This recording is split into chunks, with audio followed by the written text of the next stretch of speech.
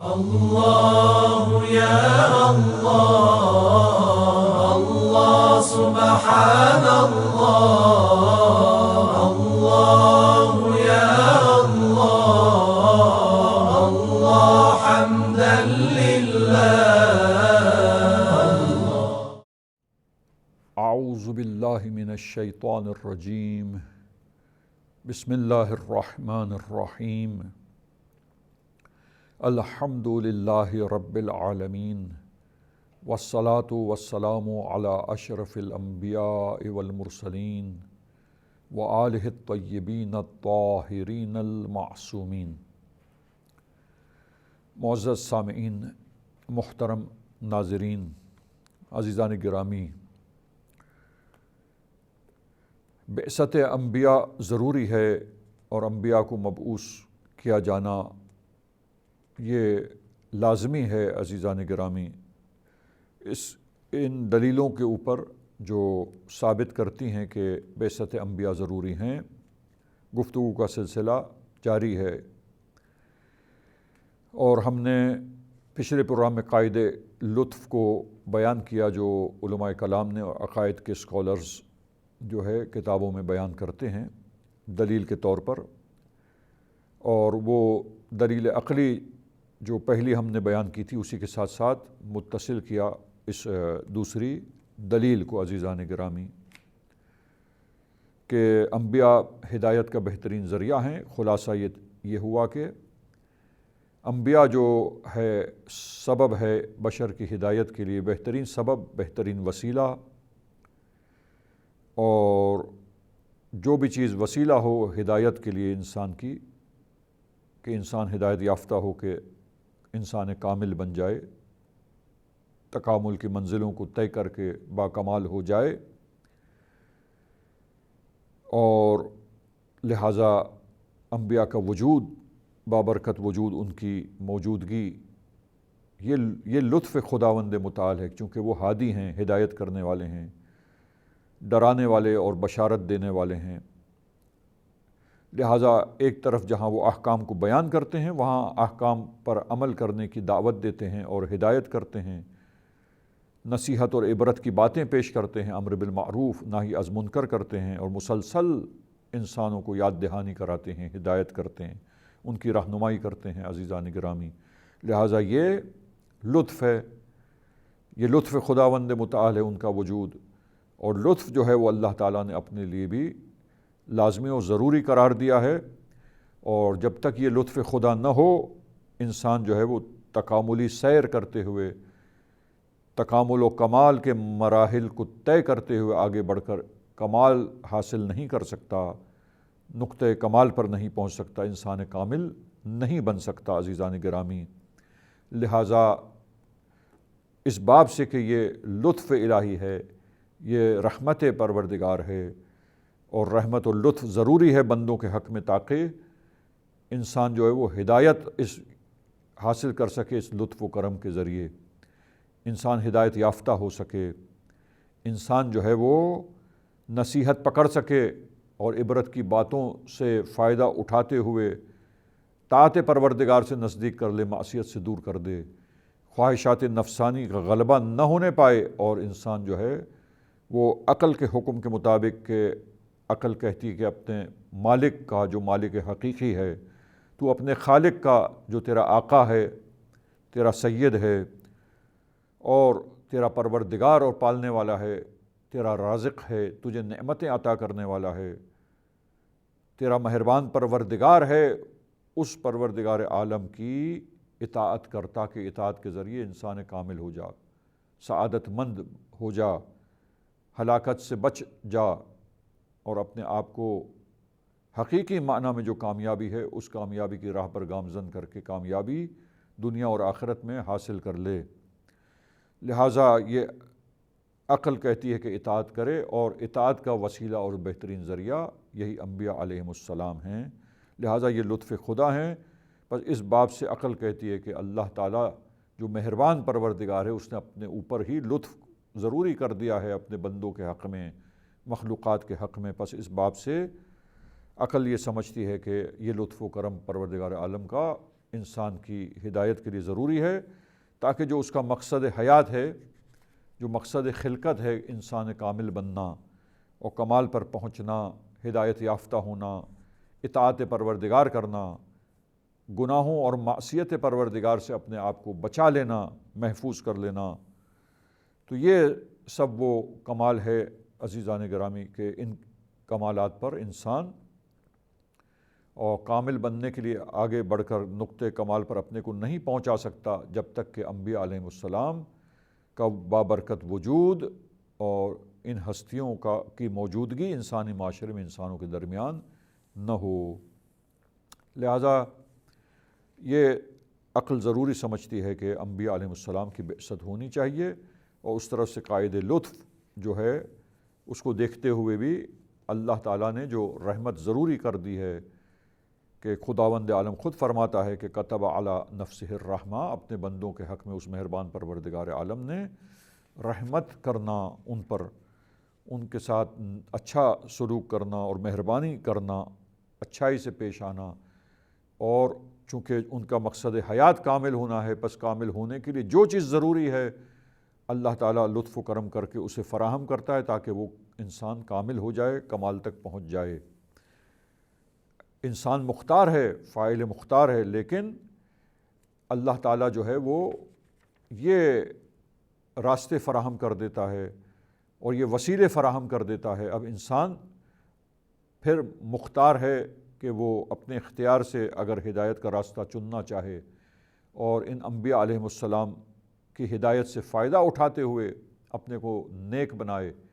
نیکوکار بنائے، ہدایت کے راستے پر گامزن کر لے، کمال کے راستے پر اپنے کو چلائے تاکہ انسان کامل بن جائے۔ تو عزیزان گرامی یہ توجہ کرنے کی بات ہے کہ انبیاء علیہ السلام کی ہدایت یہ وسیلہ ہے ہدایت بشر کے لیے، لیکن انسان اس سلسلے میں خود مختار ہے کہ ان کی ہدایت سے چاہے فائدہ اٹھائے یا نہیں، خواہشات نفسانی کی پیروی کر کر ان کی ہدایتوں کو نظر انداز کر کر اپنے آپ کو ہلاکت میں مبتلا کر لے اور ابدی شقاوت جو ہے اس سے دوچار ہو جائے۔ اب دیکھیے عزیزان گرامی، یہاں پر ہم ایک بات کو پیش کرتے ہیں اور ایک سوال ہم اپنے سامعین کرام کی خدمت میں پیش کرتے ہیں کہ یہاں آپ دیکھیے کہ ہدایت بشر کے لیے انبیاء علیہ السلام مبعوث ہوئے ہیں، انہیں ڈرانے کے لیے، بشارت دینے کے لیے، ان کی ہدایت کے لیے۔ اور عزیزان گرامی، تکامل کا جو سفر ہے وہ انبیاء علیہ السلام کے بغیر طے نہیں ہو سکتا انسان کے لیے۔ وہ راہیں جو کمال کی راہیں ہیں، ان راہوں کی طرف رہنمائی وہ انبیاء علیہ السلام ہی کرتے ہیں، اس کے بغیر انسان ان راہوں کو، اس راستے کو، صراط مستقیم کو نہیں پہچان سکتا جو کمال کی طرف انسان کو لے جاتی ہے، کمال تک پہنچاتی ہے۔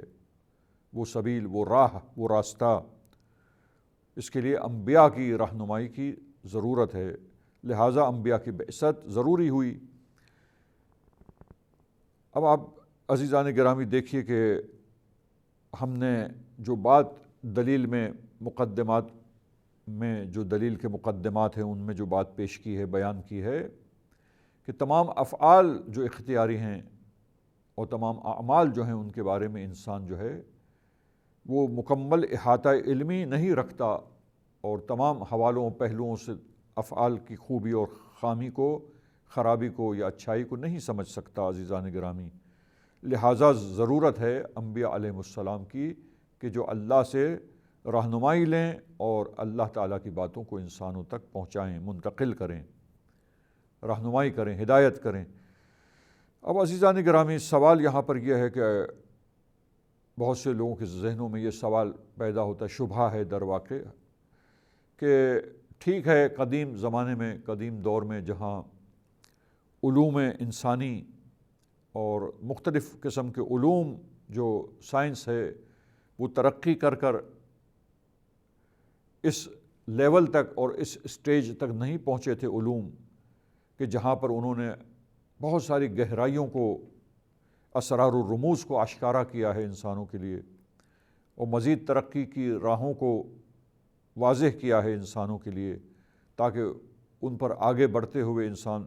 مزید جو مجہولات ہیں اور جن چیزوں سے ناواقف ہے، بے خبر ہے، ان کے بارے میں آگہی اور علم انسان حاصل کرے، نالج حاصل کرے، اویئرنیس حاصل کر سکے۔ تو آپ دیکھیے کہ عزیزان گرامی، اشکال اور شبہہ جو ذہن میں انسان کے آتا ہے وہ یہ کہ یہ تو قدیم زمانے میں جہاں پہ علوم کی ترقی نہیں ہوئی تھی، ٹھیک ہے کہ نمائندے ضروری تھے، لیکن اب آج کے دور میں جہاں وقت گزرنے کے ساتھ ساتھ عقل بشر ترقی کر کے آگے بڑھ گئی، تو علوم ترقی کر گئے، تو وہاں پر کیا ضرورت ہے پھر الہی نمائندے کی یا ہدایت الہی کی انسانوں کے لیے؟ تو عزیزان گرامی، بات یہ ہے کہ ٹھیک ہے، انسان زمانہ گزرنے کے ساتھ ساتھ، دور گزرنے کے ساتھ ساتھ عقل بشر میں کمال آتا رہا، علوم مختلف جو ہے وہ نمودار ہوتے رہے،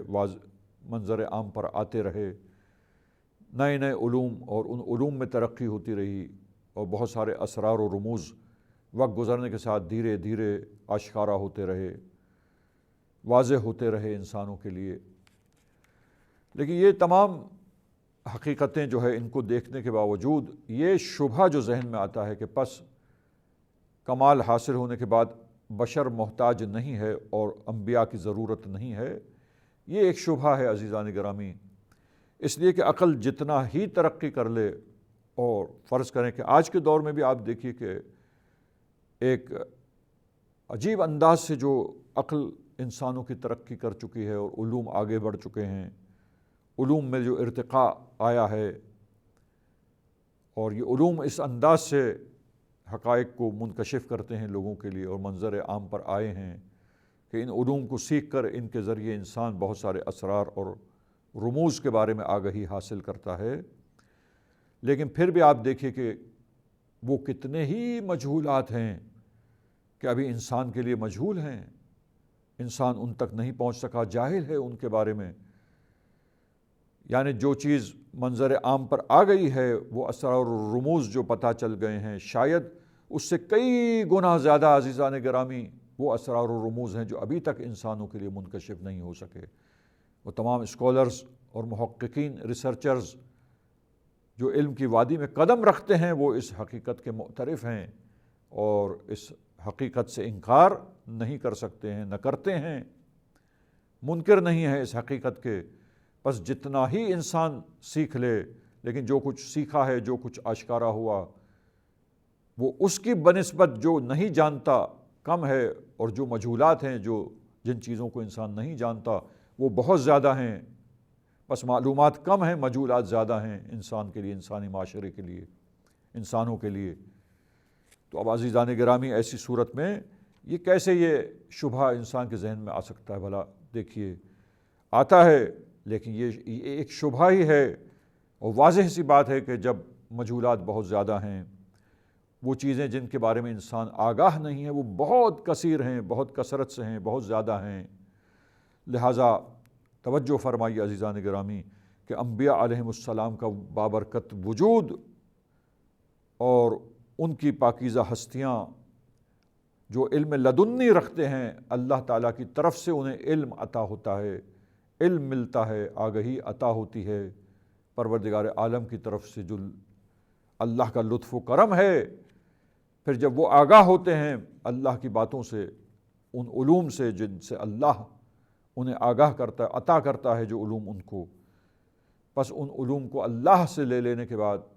آگاہ ہو جانے کے بعد، اللہ کے حکم سے، بِإِذْنِ اللہ، اذن الہی سے،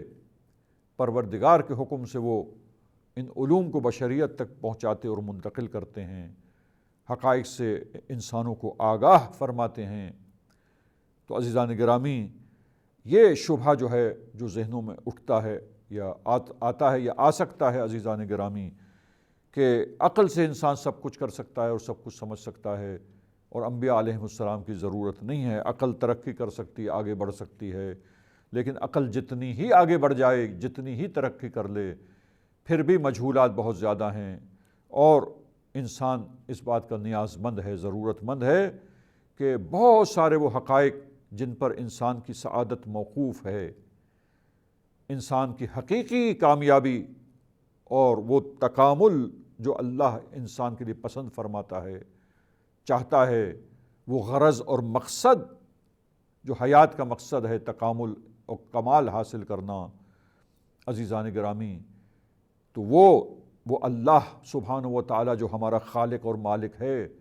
اور ساری کائنات کو خلق کرنے والا ہے اور سب کا مالک ہے، یہ سب کچھ اس کے لیے مملوک ہے، اسی کی ملکیت ہے، تو عزیزان گرامی وہ جانتا ہے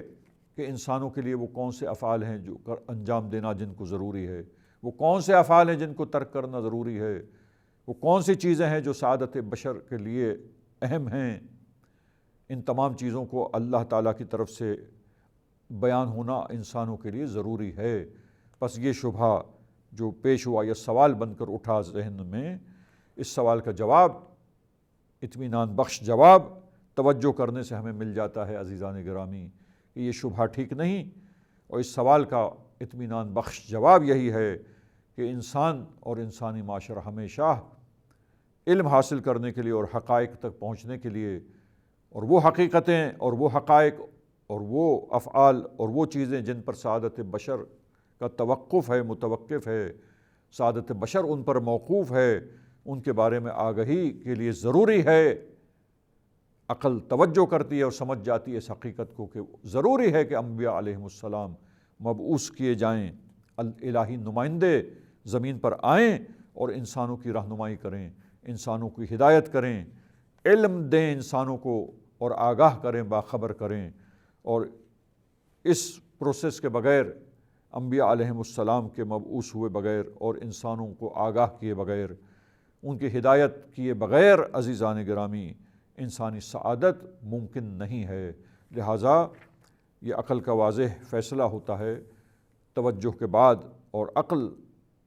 واضح طور پر ادراک کرتی ہے ان مقدمات کو قائم کر کے، غور و فکر کرنے کے بعد عزیزان گرامی، تدبر کے بعد، کہ انبیاء علیہم السلام کی بعثت ضروری ہے اور اس کے بغیر انسان ہدایت یافتہ نہیں ہو سکتا، اور سعادت بشر جو ہے وہ انسان کے لیے، بشر کے لیے سعادت ابدی، سعادت اخروی اور اسی طرح دنیا کی پرسکون اور کامیاب زندگی جو ہے وہ انسان کے لیے حاصل نہیں ہو سکتی ہے۔ وصلی اللہ علی محمد وأہل بیتہ الطاہرین۔ اغفر لنا ذنوبنا وارفع البلايا، اغفر لنا ذنوبنا وارفع البلايا،